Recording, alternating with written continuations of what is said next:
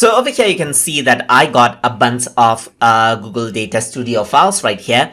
And you can see that all of them are owned by me right now. But if you want to see files that are owned by others, then you can go around over here and click on owned by anyone and then click on shared with me right here.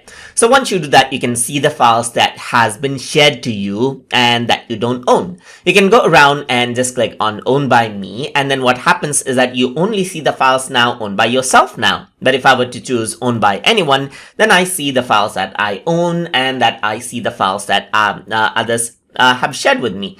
You can go around on and sort out the files right here by clicking on last opened by me, or click on last modified, or it might be last modified by me or last created by me over here as well. You can go around and click right here to, you can see that change the order over here as well. And then this is what you have.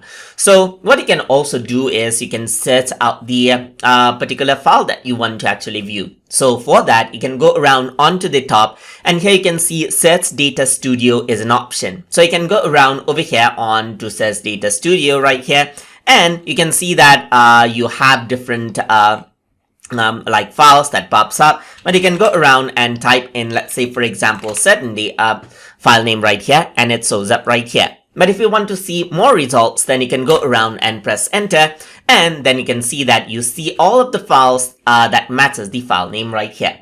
And that is how you can access the file view option inside of Google Data Studio and use the search feature inside of Google Data Studio. So hope you guys learned something as always. And as always, please like, comment, share, and subscribe.